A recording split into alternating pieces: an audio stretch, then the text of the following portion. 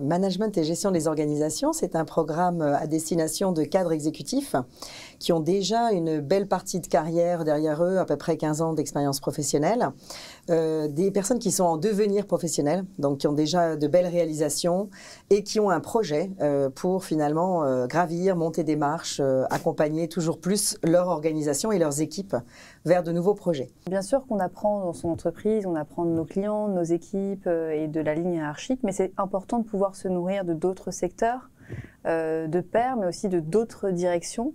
Et la grande richesse de ce programme, c'est que finalement, notre promo, si je prends l'exemple de ma promo, il y avait 15 secteurs différents, à peu près 15 fonctions différentes, donc toutes les directions étaient représentées. C'est un chamboulement, pour moi, il y a 3 conditions pour que ça réussisse. Déjà, il faut que ce soit un moteur personnel. Il faut vraiment qu'on ait une motivation extrême à repartir sur les bancs de l'école. Il y a aussi une posture d'humilité à avoir, parce que vous repartez quelque part, il faut partir du principe que vous repartez de zéro, que vous êtes là vraiment pour apprendre, dans une posture d'humilité pour aussi apprendre, apporter des choses à vos équipes, à votre entreprise. Donc la motivation, mais la motivation saine, voilà, qui va servir le collectif et pas uniquement son propre intérêt.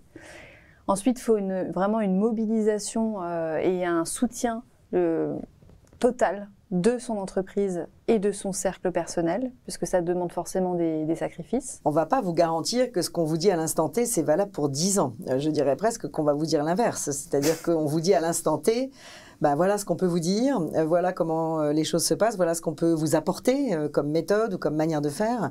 Mais je le vois bien en tant que professeur, on fait évoluer en permanence les contenus de nos cours et des choses qu'on racontait il y a 5 ans, on les raconte plus de la même façon, on fait évoluer nos contenus.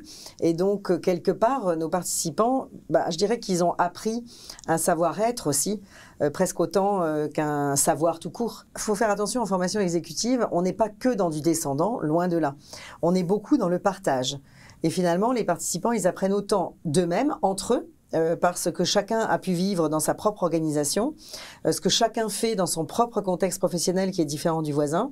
Et nous, on a un rôle d'animation et de coach finalement, plus que d'apport pur de connaissances. Et la combinaison d'avoir des chercheurs finalement qui poussent vraiment un projet, un thème à l'extrême et qui vont vous apporter finalement une vision très macro, très poussée d'un sujet, avec des professeurs qui vivent la vraie vie des entreprises, c'est intéressant d'avoir aussi ce croisement de profils. Les gens qui arrivent au début ne sont pas les mêmes lorsqu'ils nous quittent.